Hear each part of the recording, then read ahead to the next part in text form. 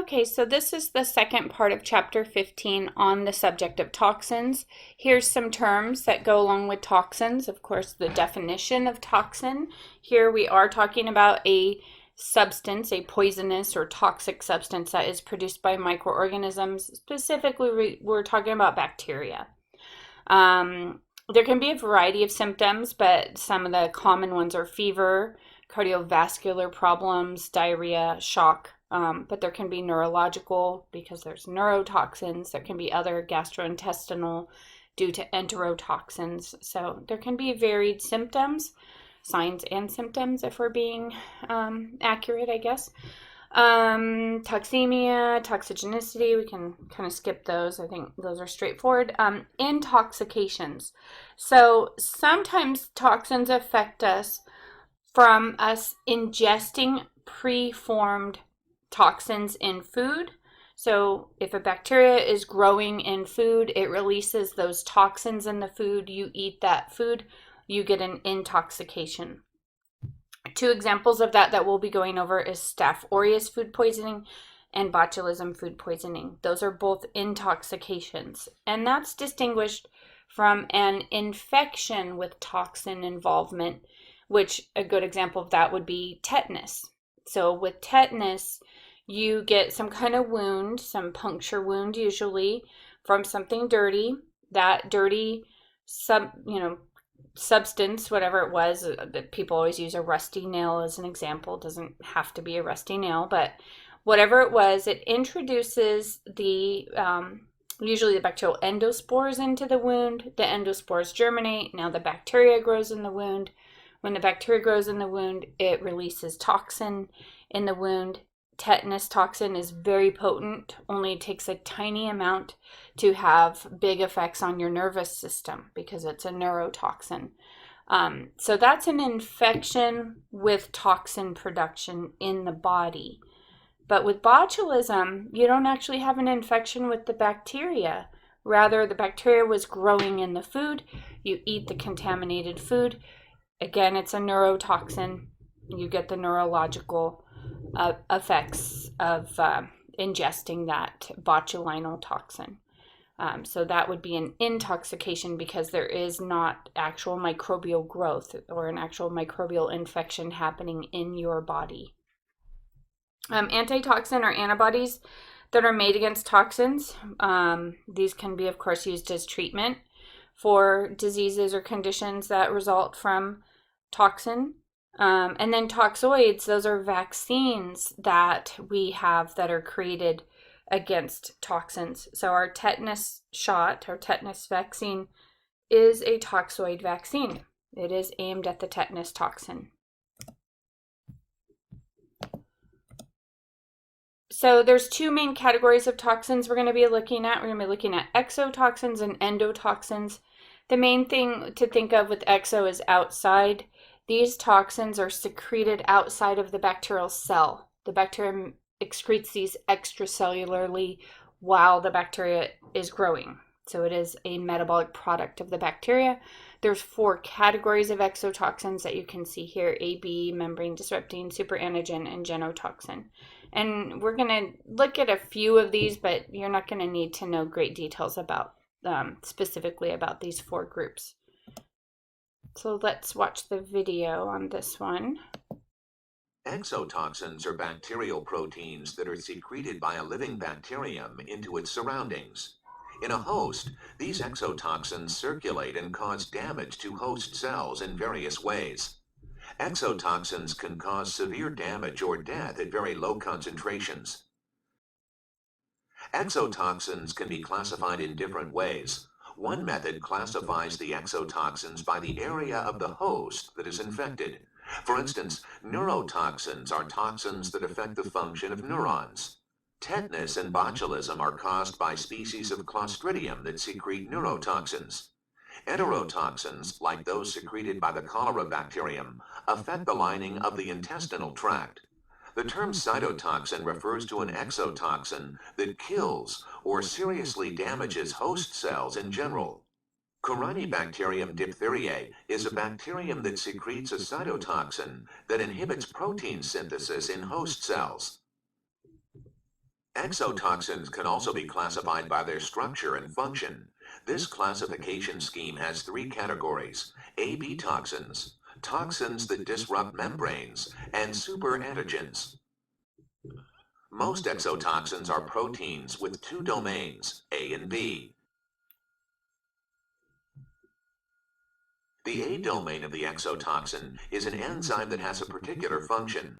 The B domain of the exotoxin is the binding component. It binds to a specific receptor, usually a carbohydrate on the host cell. Once the B domain attaches to the host cell uses endocytosis to bring the exotoxin inside. Then, the B domain opens a pore in the endosome, allowing the A domain to escape into the cytosol, where it can inhibit protein synthesis or interfere with the host cytoskeleton. This usually results in death of the host cell. Membrane-disrupting toxins exert their effect without entering the cytosol. They can form protein pores in the host plasma membrane. Or they can disrupt the phospholipid portion of the membrane. In either case, the cell lyses.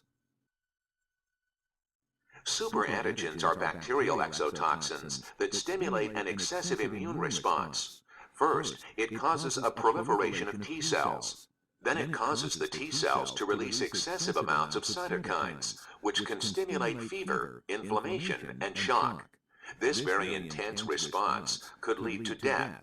The toxins secreted by Staphylococcus aureus in food poisoning and toxic shock syndrome is an example of a superantigen.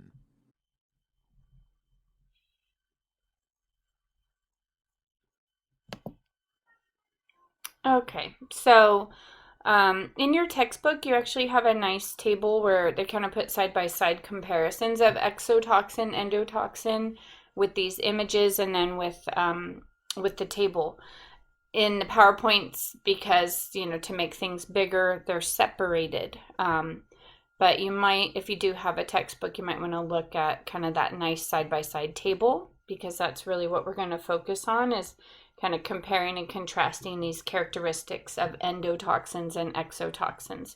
But again, the main thing with exotoxins is that they are secreted outside of the bacterial cell. That's where the exo comes from. They are made of protein in their composition, and then most of the other characteristics we'll have to go pull off of the table in just a minute. So this slide, you do not need to know any specific details of the AB toxins specifically. Okay, so I'm going to skip over this slide. We don't need any details there. Membrane disrupting toxins, you may want to just recognize like leukocidin, hemolysin,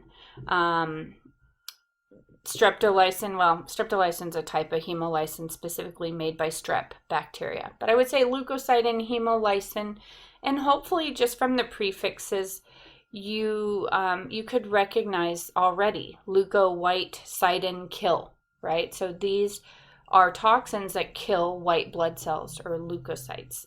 Hemo, blood, lysin, lyse, kill, right? So these are toxins that lyse or kill red blood cells.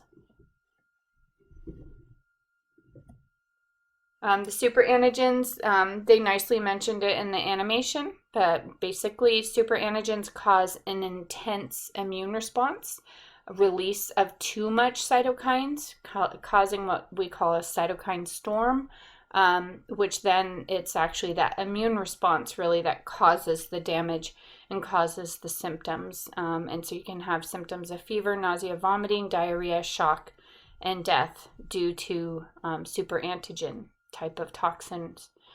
Genotoxin is kind of a newer category, so the animation didn't even mention it, and I don't have anything about it on the study guide or on the exam.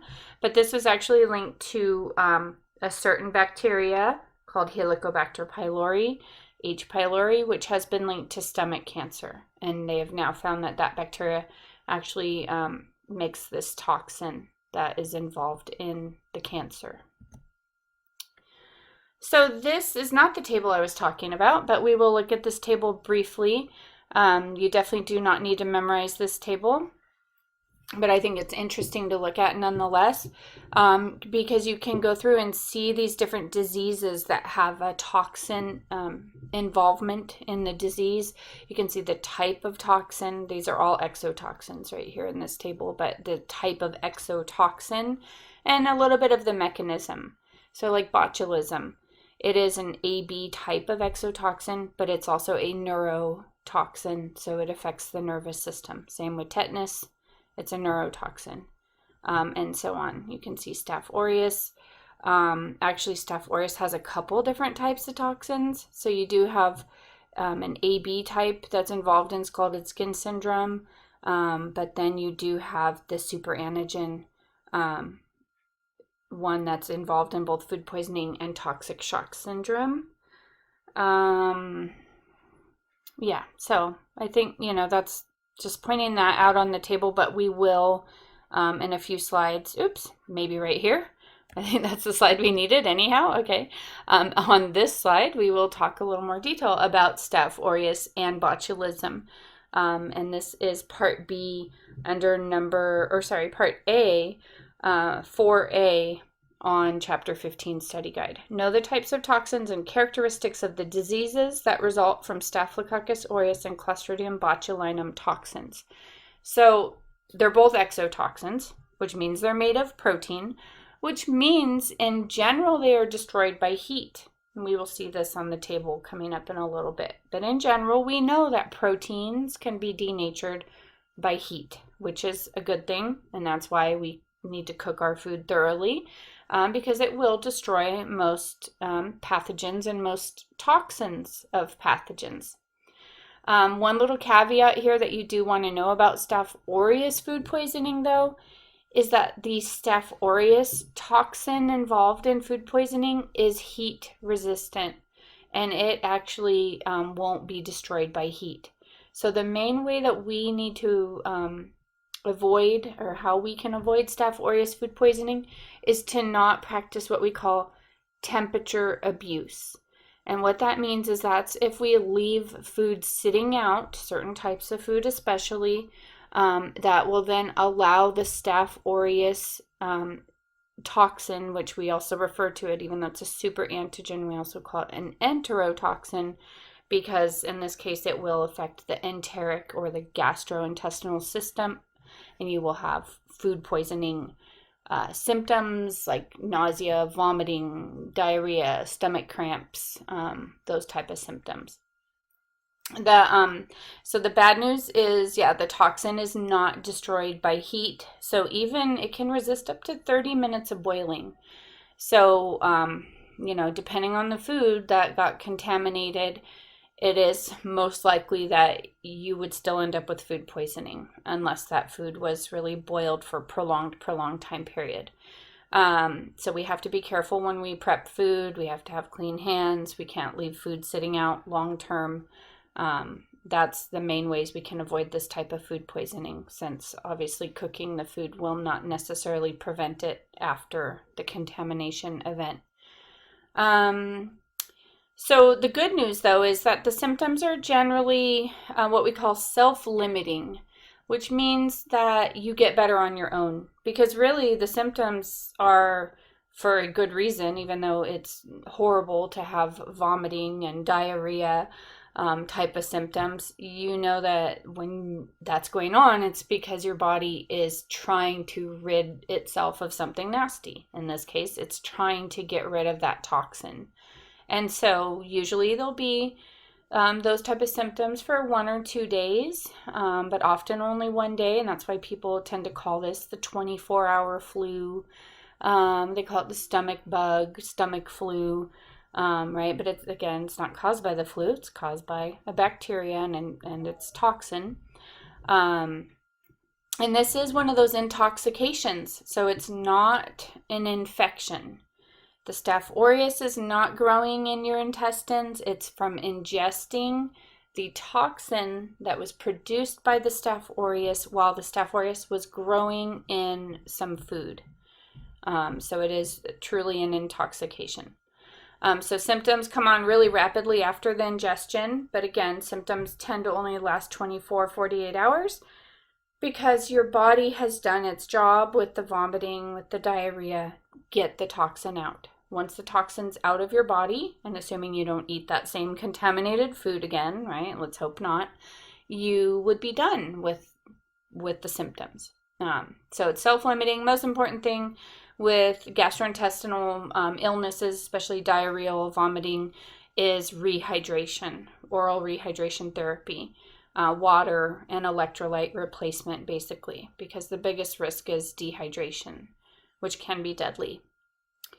So that's Staph aureus food poisoning, and then we want to distinguish that from botulism food poisoning. So same kind of idea, it's an intoxication. The bacteria gets in the food. Well, usually it can be the endospores of the bacteria get in the food. If the food is anaerobic, because Clostridium botulinum is an obligate anaerobe, so this has to be anaerobic food, which is usually going to be like your canned foods. So if the spores get in there and it doesn't get proper commercial sterilization of the canned food as it should, if there's some kind of lapse in the technique, a mess up in the technique, these spores stay in the food. Now the spores will germinate in this canned food. Now the bacteria grow in the canned food. As the bacteria grow, they release out the Botox toxin, the botulinal toxin. Now somebody eats that food and they get the intoxication. But in this case, most of the symptoms are neurological because it is a neurotoxin, and they can be life-threatening.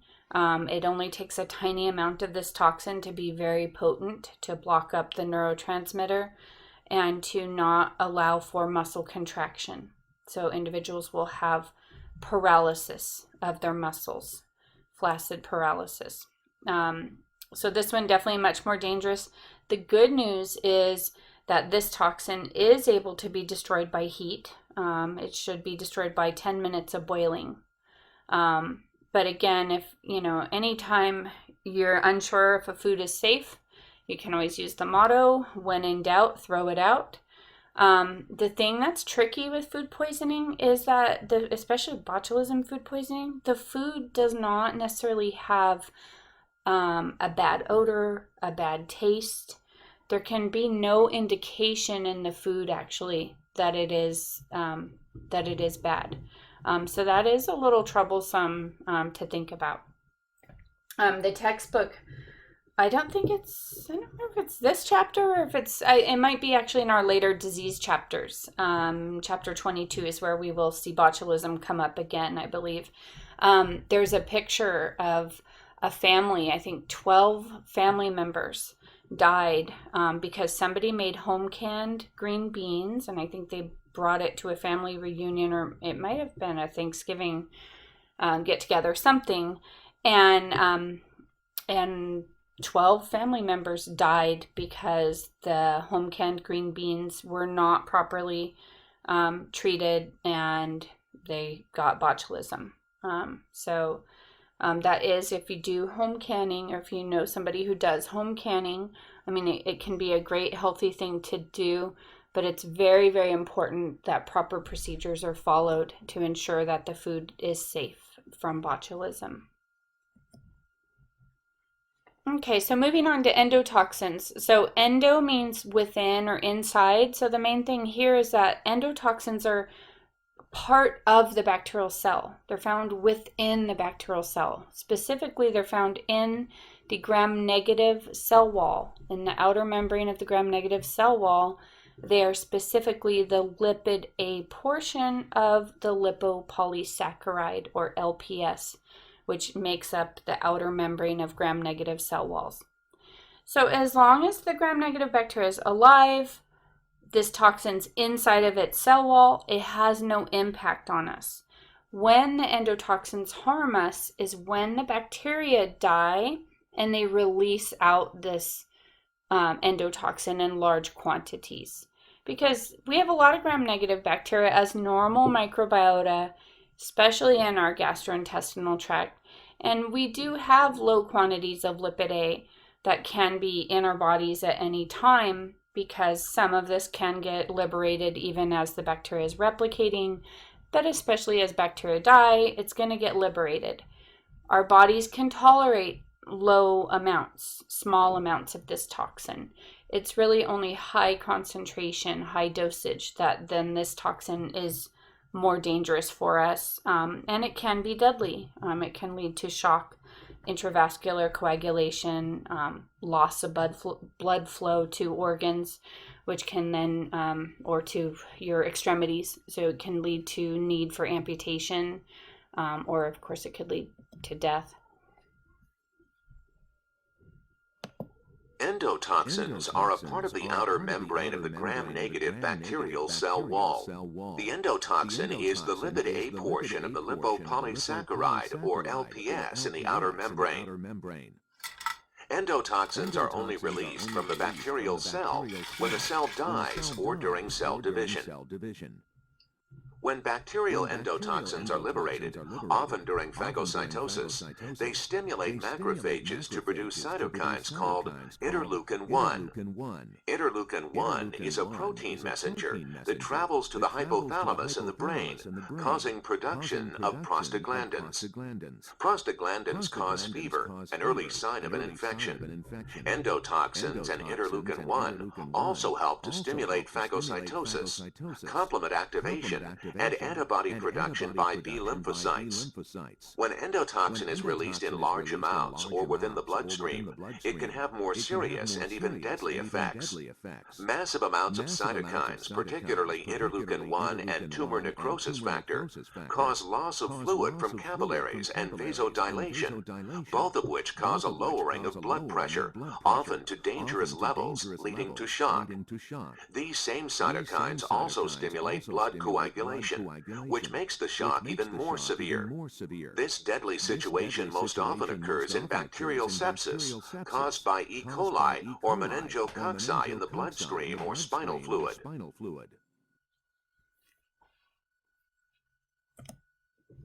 Okay, so here's the other side of that. Like I said in your book, they're more side by side in the table with the image. And this is exemplifying how the endotoxins are actually part of the bacterial cell wall. As long as they're in an intact bacterial cell, they don't cause us any trouble. Once they're liberated because the bacteria has died, that's when, if there's large amounts of bacteria that have died and have liberated out lots of endotoxin, that's when we tend to have the risk of the endotoxic shock and to have life-threatening symptoms. So an interesting link then with this is, well, how would you have a large amount of, these bacteria? They have to be gram-negative, right? Because part of their gram-negative cell wall. Gram-positives don't have endotoxin, only gram-negatives. So how would you have a large amount of gram-negative bacteria die in your body all at once? Well, if somebody has a gram-negative infection, maybe they have a salmonella, which is a gram-negative, right? And you can see that here in the picture. So if you have salmonella and then you take an antibiotic to treat it, and now you kill off a whole bunch of the salmonella bacteria at once, and maybe some other gram-negatives that are in your body, and even usually some of your good guys, your like E. coli, if you kill off a bunch of those bacteria at once and they release out a bunch of this endotoxin, that can cause endotoxic shock. So generally gram-negative infections, they try not to treat with antibiotics because of the risk of it putting patients into endotoxic shock.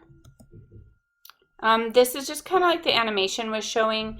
It's just showing the linkage of the release of endotoxin from bacteria and how that actually stimulates fever production through the production of cytokines.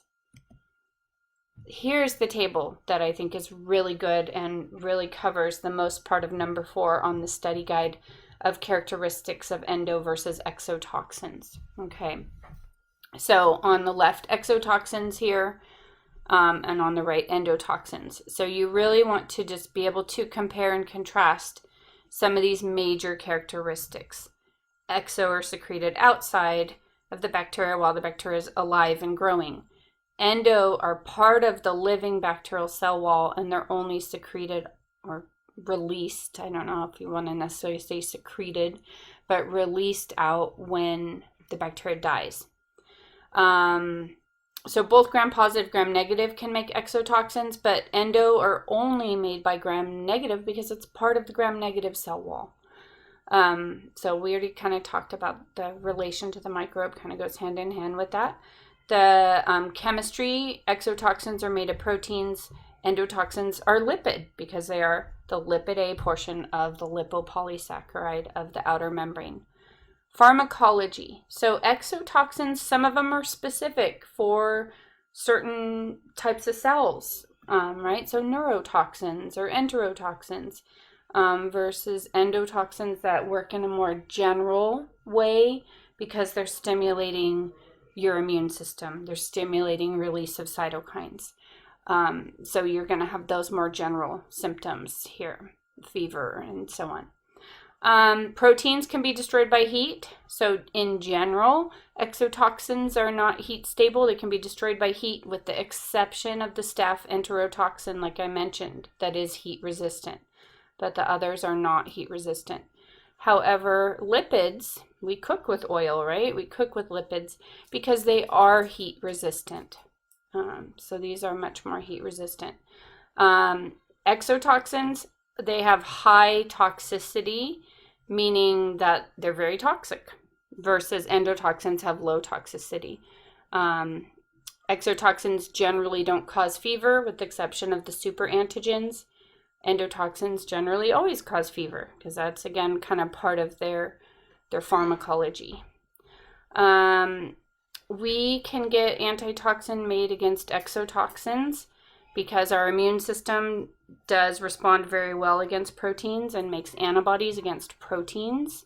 And therefore we can make those toxoid vaccines as well that are very effective. However, we really can't respond to endotoxins because they're made of lipids. Our immune system does not make antibodies against lipids. So generally you don't get that same benefit, and you don't get to make vaccines against endotoxins. The exotoxins are much more potent. They have a much smaller lethal dose, the LD50, right? It'll be a tiny number, meaning a tiny amount of that toxin is deadly. You need a much larger dose for endotoxins to be deadly. And then here's some representative diseases. Again, the only two that I want you to really know a little more detail about that we covered was the botulism and the Staph aureus food poisoning. So here's a question. So what is a possible outcome risk of treating a gram-negative infection with antibiotics? So I did mention it. The fact that if you take an antibiotic and you have a gram-negative infection, you could actually cause more harm than good because you could cause endotoxic shock. You could cause lots of endotoxin to become liberated because of the bacteria being killed by the antibiotic, and then that could lead to endotoxic shock. I took this off the study guide, lysogenic conversion, so we're going to skip it. It's something we already covered back in our virus chapter anyhow. And then this is other stuff that I did cut off of the study guide as well, really the rest of chapter 15. But I do want to show you kind of like the last slide in this chapter. But before we move on, I just want to look back at number 4 on the study guide, because I think the only thing I really didn't address was 4B. It says, what kinds of toxins can cause toxic shock? So there's 2 answers. You've got exotoxins that can cause toxic shock, and that would be specifically super antigens. Only the super antigen type of exotoxin can cause toxic shock because it's going to cause the stimulation of the immune system, the release of cytokines. The release of cytokines then plays roles in inflammation. So you get fever, you get systemic inflammation, which then can lead to systemic vasodilation of your blood vessels, which then, if all your blood vessels are dilated systemically, that means you have a huge drop in your blood pressure. which is what shock really is. Shock is defined as uncontrolled drop of blood pressure. So systemically, that inflammation is very dangerous, and it's the super antigens that can cause that as far as exotoxins go. And then endotoxins, that's really what they do in general. Endotoxins cause, again, that stimulation of your immune system causes the release of cytokines in large quantities, and that then causes a systemic inflammatory response, again, that can lead to those same kind of generalized symptoms of fever, weakness, aches, and of course shock being, among shock and death, of course, being the most dangerous outcome of either endotoxin or super antigen being in your body. All right, so that was everything that you need to know for chapter 15, especially for toxins. Like I said, I cut this other stuff out of exam 4 for the sake of time, but really these slides are just kind of very brief, talking about pathogenic properties of other types of microbes. So if you're interested, you can definitely just peek at these slides on your own. This is a really interesting, I can't really vouch for the validity. I mean, it is CNN travel article, but it actually talks about a town in Italy where they've been consuming contaminated bread with the ergot toxin, which is a toxin made by fungi, which is what they made LSD based on. So basically, this town in Italy was high on LSD for many years, according to this article. So if you're interested, you can read it, and it's kind of wacky and kind of interesting. So we're going to skip that because we didn't even talk about fungal pathogenicity. There's protozoan, there's helminth, algae. We're going to skip all of those. So the last thing I just wanted to show you, because we started out chapter 15 talking about portals of entry. So the chapter ends on talking about portals of exit. So obviously, a lot of times the entry portal and the exit portal can be the same, especially when it comes to like a respiratory infection. We get infected because we breathe in something, and once we're infected, we are spewing it out, breathing it out, coughing it out, sneezing it out. So you can definitely see, those, how the portals of entry and exit kind of go hand in hand for most infections anyhow. So this very last slide just kind of puts the whole chapter together. So I wanted to show you this slide just as a nice big picture slide for chapter 15, kind of, puts it all into perspective.